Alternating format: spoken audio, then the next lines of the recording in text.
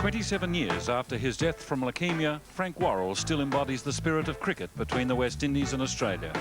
A gentle and gracious man of courage, a captain of vision and a batsman of elegance, Worrell's name is immortalised on the trophy which, at least for the time being, symbolises world supremacy in Test match cricket. As the first black captain of a touring West Indies team, Worrell broke the shackles with a strength and dignity which has inspired his people on and off the cricket grounds of the Caribbean and given his successors the courage to reach for the stars. Yes, we've been very dominant for a number of years, and I don't believe any team should come here and beat us one time and become world champions. I think you've got to win over a period of time. You've got to beat us convincingly and beat us over a period of time to be able to be called world champions. Mark Taylor has a different challenge to maintain morale despite the wounding loss of Craig McDermott. I think we're very excited about it. We've been over here now for 4 weeks and really haven't played our best cricket. But we've all been looking forward to the Test matches. That's what we're over here for. That's what people remember from the series. So we're really looking forward to it. Craig McDermott cried, and a nation cried with him when he fell from a wall in Guyana and had to hobble out of the contest. To add to the Australians' frustrations, McDermott's counterpart, Curtly Ambrose, their nemesis for the past 7 years, appears to have regained fitness and form. In the absence of McDermott, the weight of the world has descended on Shane Warne after just 2 years at centre stage. While Warne provides the spark of genius for Australia, it is Brian Lara, the prince who became a king a year ago, who is most likely to hold court for the West Indies. And he will do it with an ease and elegance which will revive memories of summers past, summers graced by the redoubtable Frank Worrell. Well, the Worrell Trophy Series, David, that's really what both teams were interested in. Yes, it was, and the players from both sides are desperate to get their hands on that Frank Worrell Trophy after 4 Test matches. Well, surely the Australians must be unsettled somewhat with the absence of Fleming and McDermott. Yes, they will be. Of course, Barbados traditionally the fastest of the pitches here in the West Indies, so the loss of those 2 strike bowlers will unsettle them, but it gives somebody else a chance. And what are the 2 young boys for the West Indies, the 2 opening batsmen, Sherwin Campbell and Stuart Williams? Well, gee, those 2 young kids would be pretty pleased that the 2 main strike bowlers for Australia aren't out there. But talking about the Barbados pitch, it's a good one to bat on, has been for many years.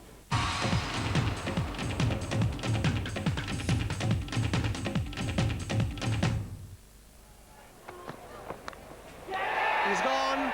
Richardson caught behind, flashing outside the off stump. And this is real crisis now for the West Indies.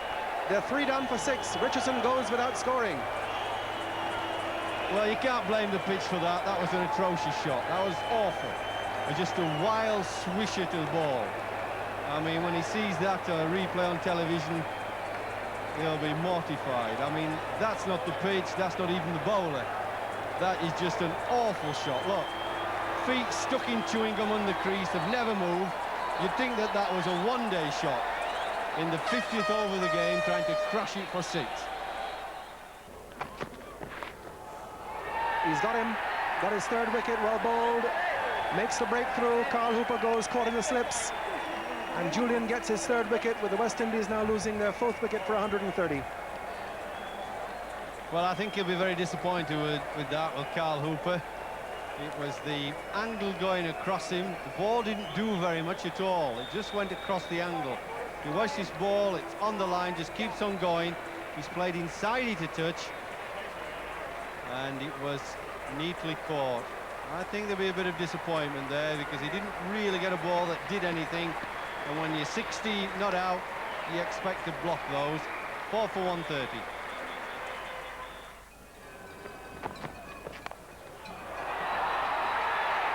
He's gone, I think, at the 3rd attempt. Lara looked around to Lloyd Barker, looking for some confirmation. But it was Warne, Steve Waugh to his right at the 3rd attempt on the cut. Lara looked around to Barker, looking for confirmation or reconfirmation.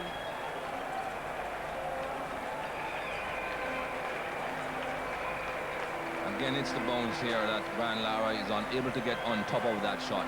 Right to Steve Waugh, bounce it out once, he grabs at it again. Finally, well, I can see now why Brian Lara looked behind him. He wasn't too sure if that ball had actually touched the ground. Very difficult to say there, but Steve Waugh claimed it, so It's 6 for 1, 56 to West Indies. That's the end of the innings. Murray goes. The West Indies are all out for 195. McGrath gets the wicket. Murray looking for the cut shot. Mark Taylor snaps up his third catch in the slips. And Australia have the early advantage in this opening test. The West Indies are all out for 195.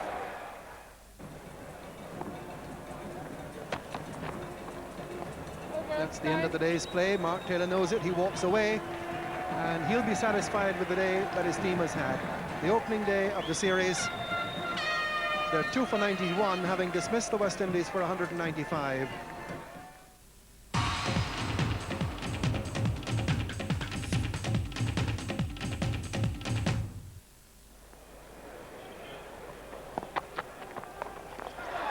Got that one away, there's a chance, and he's been put down by Benjamin.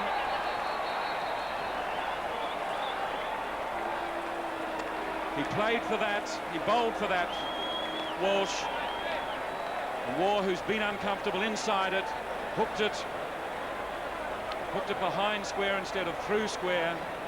Benjamin got the hands to it, couldn't hold it, put it down, a critical miss. He's gone. Beautiful delivery. Magnificent ball from Ambrose, makes the breakthrough.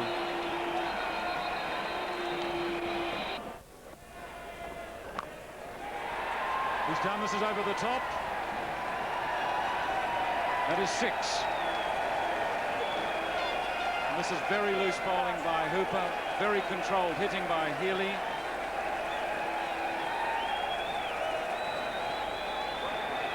And another 50 for Healy.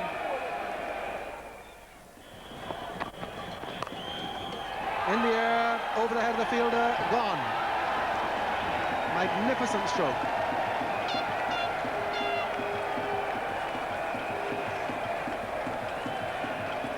Well, terrific shot by Ian Healy, just drifting into him on his pads, flicked it away, get it on the up.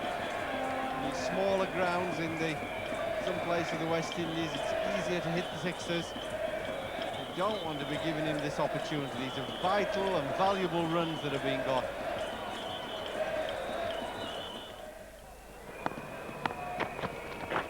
There you are. It's as simple as that, isn't it? If you can't bat, why bowl wide?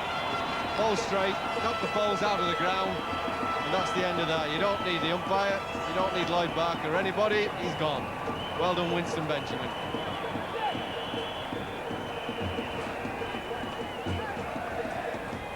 So the end of the innings, but I'm sure that Ian Healy is going to get a great reception from his teammates, from the Australians on the ground, and I dare say from those West Indians who know this game so well. It's been a really important and tremendous innings by Healy.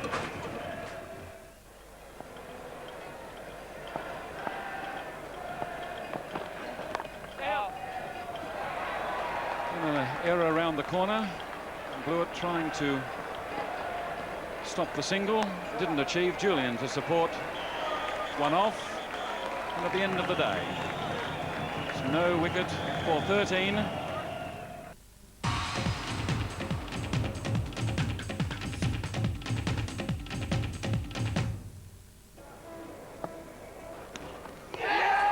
Hill for a catch behind. He's gone. McGrath has struck. And so the West Indies young openers have failed again. Watch where it pitches. Yep, pitches on, leg and middle-ish, middle at the most. And it's that skidding through. Pretty good ball, really, pitching on, going across him, and just nicked it. Now they really are in trouble, are West Indies. He's gone. Hooper has hit the catch to mid-off.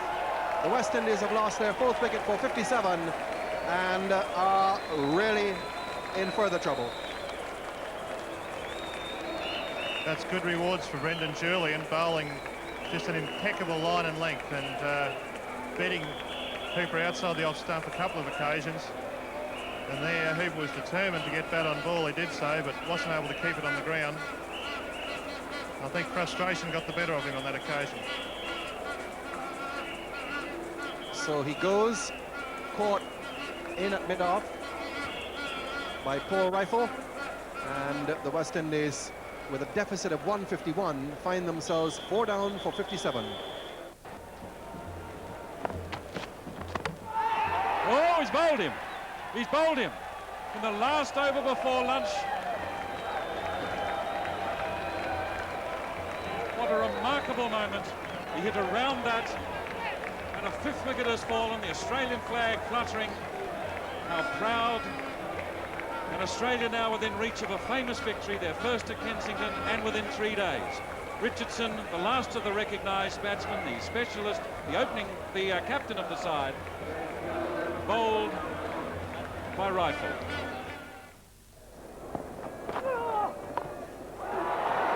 A chance here. Moore running the wrong way. Great catch. Stephen Moore. Great catch, Stephen Moore. And, well, what a breakthrough for Australia. Murray has gone. A very good wicket this for Australia.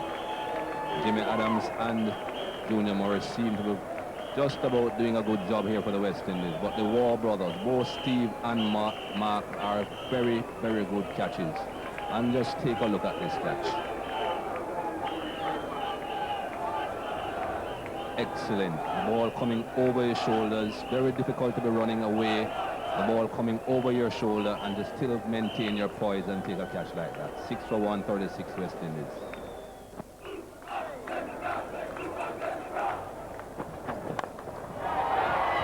He's out, straight into the lap of the mid-on fielder. West Indies have lost their 8th wicket for 178. So Ambrose's little innings finishes, and McGrath gets him once more. That's the end of it. Huge swipe. So the West Indies in no mood here to extend the match any further.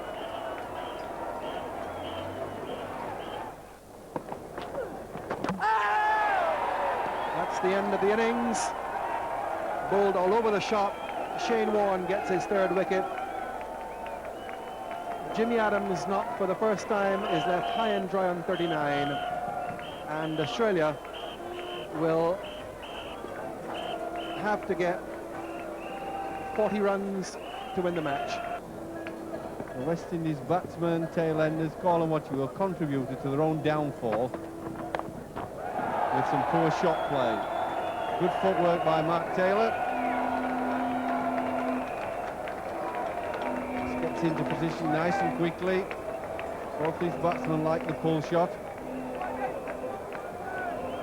Lovely feet moving, getting himself across to the offside.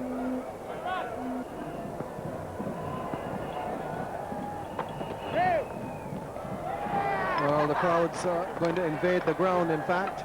So no ball, and the match is over from a no ball. Rather anticlimactic finish. Stumps have been taken out. Swarms coming up on the ground. Australian flags all over the place. This is a significant triumph for Australia, and a depressing defeat for the West Indies, as there is a bit of a confrontation and a scuffle, as we saw in Trinidad at the end of a one-day international. On this occasion, a spectator is involved with the Australian captain, Mark Taylor. Well, really, this shouldn't be happening at the end of a match. It happened once before in this series, and nothing has been done about it. But let us say right away, heartiest congratulations to Australia for a tremendous victory. They have really deserved it. They have played by far the better cricket, and the result is that they have won by 10 wickets. Well, what a stunning result for Australia. A win in under 3 days in Barbados, a ground where previously Australia had never won. On the first day, Brendan Julian bowled well with Glenn McGrath, and then on the second day, the Australian batsmen led by Mark Taylor, Ian Healy and Steve Waugh, all of whom made half centuries, gave Australia a lead of 151. And then in the second innings, Glenn McGrath bowled beautifully to take 5 wickets, to give him 8 for the game and the Man of the Match award. A fantastic result for Australia. The dressing room, as you would expect, everybody happy, everybody ecstatic about the fabulous win, and no doubt the Australian captain Mark Taylor was also well pleased. Once again, I thought our bowlers got the most out of it. They really hit the deck hard, bowled a good length and made them play. So we bowled very well. so we deserve to win. While Mark Taylor was cheered to the echo, his counterpart, Richie Richardson, was jeered by crowds and critics throughout the Caribbean. There was even speculation whether he still had a job. Well, it's a bit tough, but we have learned to live with it, and we've just got to continue to do our job and to do it effectively, to work hard and try not to lose any matches whatsoever. Because as far as they're concerned, we are perfect, and we have to live up to that expectation. You really cannot make a mistake, can you? Well, not at all, not at all. But as I say, we are always in the firing line, and we just got to take it. Has the year off freshened you up as much as you would have hoped? Yeah, most certainly. I'm feeling almost 100% better. I've been training hard. I never had the opportunity to train as much as I am at the moment. So that rest gave me the opportunity to really work on my physique. And I've really relaxed and really looked at what's ahead of me and reflected a bit on the past. And now I'm feeling totally rejuvenated. And I'm looking forward to having a good long run at this level. Underneath the Southern Cross they stood, celebrating Australia's first win at Kensington Oval in Barbados last Sunday.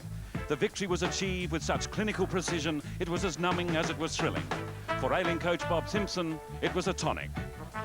I said, we just got to keep looking after ourselves, keep worrying about how we're playing.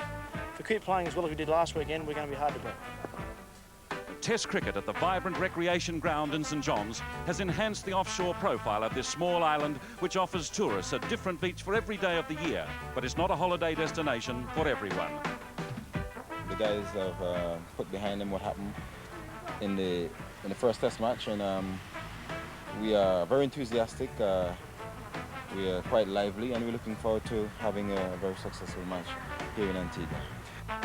Some of the combatants have tasted success here, most notably Brian Lara, who last year was kissed by the gods and embraced by Sir Garfield Sobers when he scored his record 375. When Australia were last here 4 years ago, they inflicted the first ever Test defeat on the West Indies at the recreation ground. On that occasion, the Frank Worrell Trophy had been won yet again by the West Indies. This time, it is still on offer.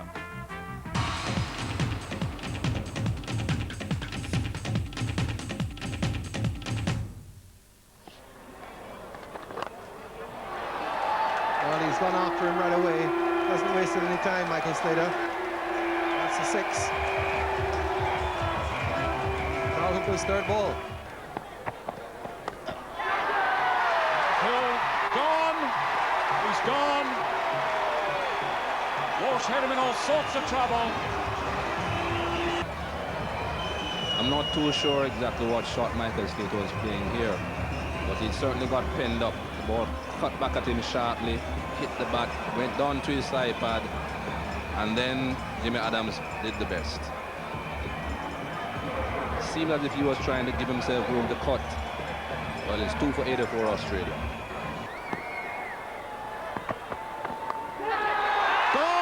Gone.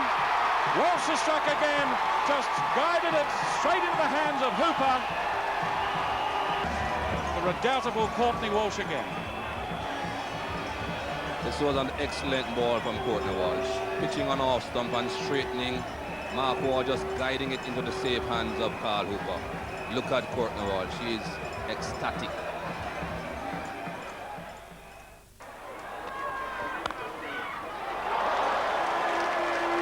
There's a way to respond to crisis. Driving very, very handsomely indeed.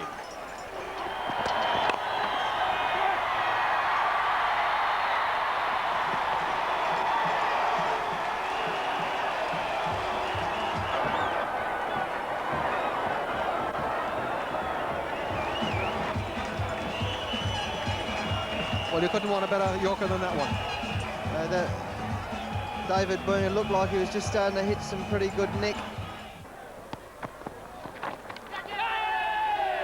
And he's gone. That's the end of the innings. Courtney Walsh has his 6th wicket. Just the merest touch. Australia all out for 215.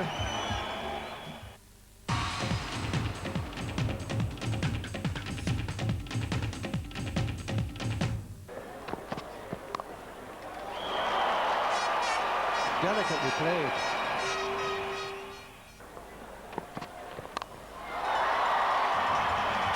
Well, he's throwing the bat with Gay Bannon outside that off stump. It's another boundary. He does seem in a very aggressive mood here, Brian Lara. Typical Richie Richardson.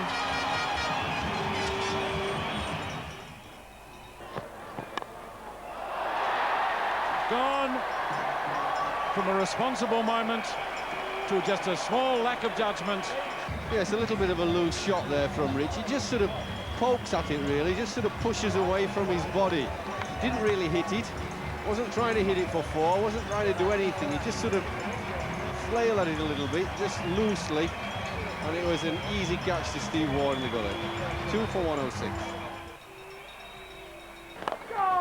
That's the gap, and that's the shot that Shane Warne is trying to entice Adams to play, because to get it through there against the spin, the batsman has to go a little bit inside out, but when it becomes a genuine half volley.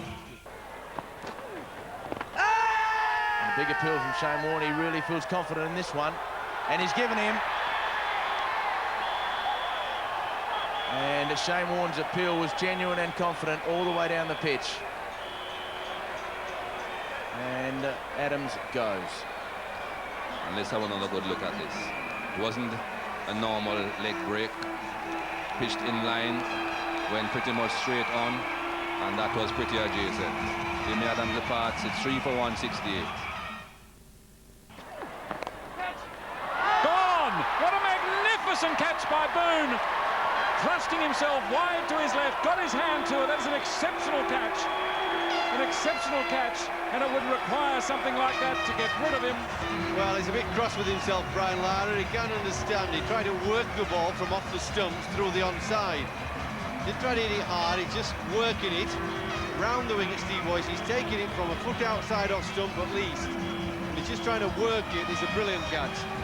I mean, I know the catch didn't go hard. It wasn't a hard hit, but he had to stretch a long way up in the air, and it was a vital catch as well. Well, he's come down and hit that a big way. It's a typical Keith Arthur response.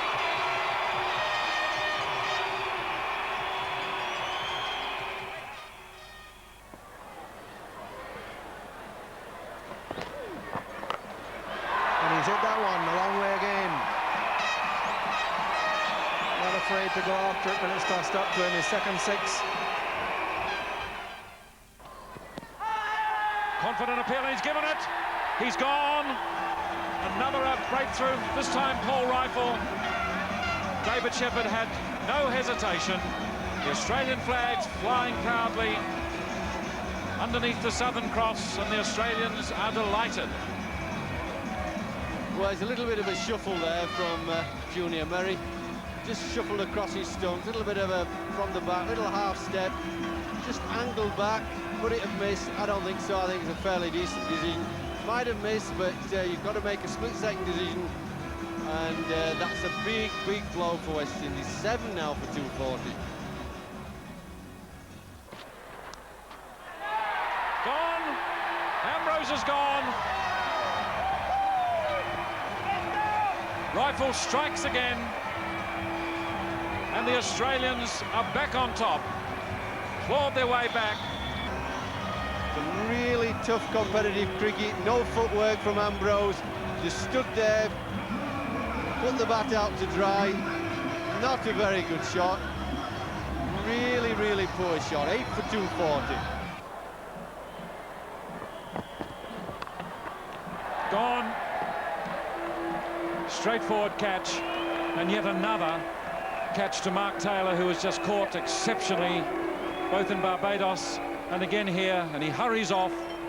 The Australian flags fluttering proudly. It's a tremendous performance by the Australians. They've clawed their way back into this match. West Indies all out for 260. Saturday afternoon on Fox Sports 2, the NRL Showpiece Spectacular live. Manly clash with Newcastle as the Sea Eagles descend on Stadium Australia. Last year's suspension rock Knights put the turmoil behind them with everything to prove. Then Parramatta take on the recently merged St George Illawarra. The Eels are aiming high but facing the unknown quantity of the New Look Dragons. It's a tough one to call. Live, Manly Newcastle, Parramatta St George Illawarra, 5 o'clock Saturday afternoon, Fox Sports 2.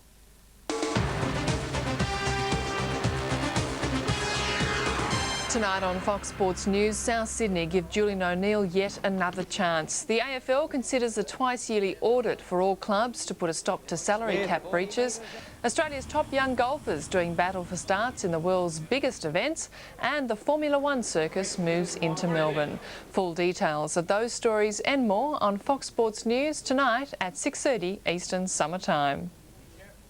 Courtney Walsh sending Kensington Oval into a state of pandemonium. Prepare for an onslaught as Fox Sports takes you on a cricket crusade to the Caribbean. It's a glorious catch. Australia head for the sunshine and the calypso atmosphere as they face an arduous challenge in the cauldron of a frenzied West Indian home crowd. I think the home side are a little excited. Exclusively live ball-by-ball coverage of the first test starts Saturday morning at 1. Fox Sports.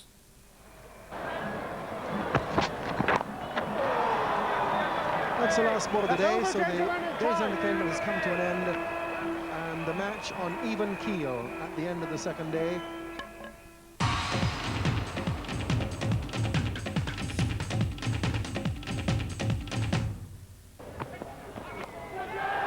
Beautifully caught, magnificently taken. Well, that is the type of catching that we used to see Richie Richardson do in the slip cordon. This was brilliant. Look at that. David Boone flew through the air. Well, he flew and sailed through the air. Brilliant catching by the captain, Richie Richardson. And as Michael Slater goes off, the covers come on because the rain has started here at the Antigua Recreation Ground once more.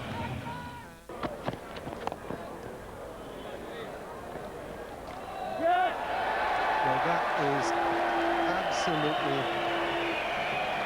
schoolyard cricket. And that brings up David Boone's 50. What a way to get a 50.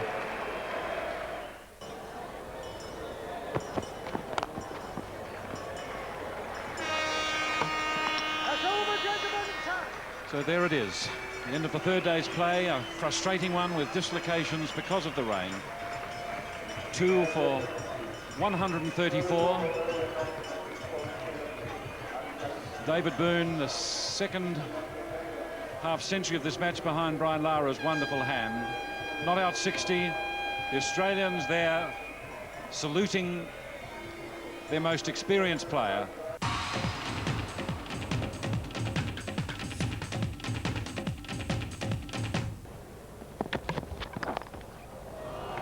It's a glorious shot.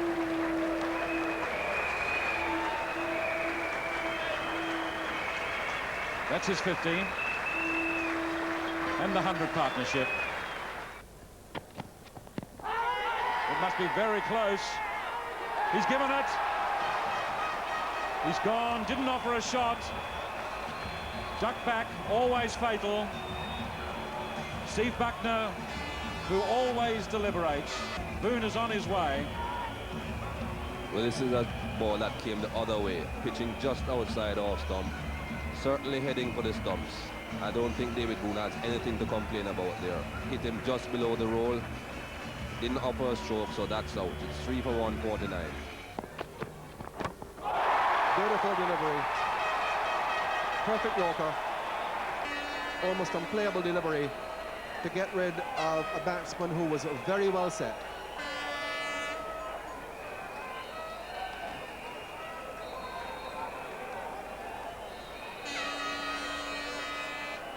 Australia are 4 for 162. Gone. A magnificent catch. It was past him when he has taken it. That is a glorious catch. As we saw in the Australian first innings, it was Taylor who fell. A critical one, blew it. That ball bounced and spin back into it, and that certainly was an excellent catch there by Stuart Williams. We saw him take one in Barbados at Gully. Came at him very quickly there in Barbados. This one pushed to his left. Greg blew it the pads. It's 5 for 196 Australia.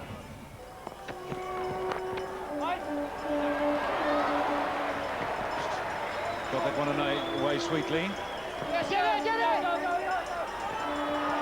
Have to hurry. He's gone. He's gone. David Shepherd had no hesitation. Jimmy Adams in the deep. And that's exactly what the Australians didn't want just before the adjournment, and it's what has happened consistently.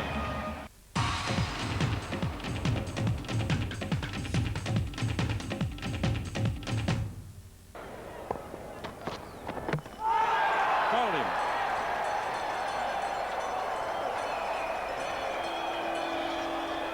And rifle strikes for Australia. Australian flag flying high. Richardson's colours lowered. Well, Australia will be very pleased with this dismissal. Ball passed outside the edge of Richard Richardson's bat. Played down the wrong line. It's 1 for 11 West Indies. Bowled him. Very casual. But it's a nice one to have on the CV. Lara out-bowled. Yes, whether the test match is dead or not, this is always a prize wicket to get. Brian Lara went right between bat and pad, playing across the line on the ball onto the onside. If he had tried to play a bit straighter, I think he would have probably hit it straight back down the wicket. It's 2 for 69, the West Indies.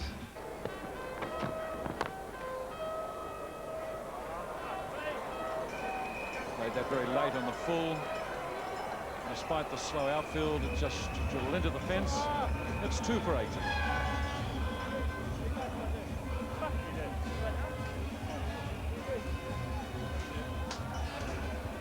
And so that is it. Regrettably, the rain ruined an absorbing test match and frustrated the players, particularly the fast bowlers who struggled to keep their footing. No one was more frustrated than big Curtly Ambrose, who again was without power and rhythm, as he explained to Michael Holding on the rest day. I'm under a bit of pressure, yes, because, you know West Indians, they don't, expect anything less than, the high standards you set. But, I just hope that they've been patient, and they know that, once I'm in top shape, anything can happen. Well, I think they've been patient so far because they remember what happened against England last year at the beginning of the tour. You're not really in top shape, and then you exploded in Trinidad. Are you waiting to explode again in Trinidad? Well, are you hoping to? Well, I'm hoping to. I think it's the second test match, and I haven't really done myself or the team any justice as far as I'm concerned. I'm really, really short of work. I'm way below my best, and hopefully it can come right in Trinidad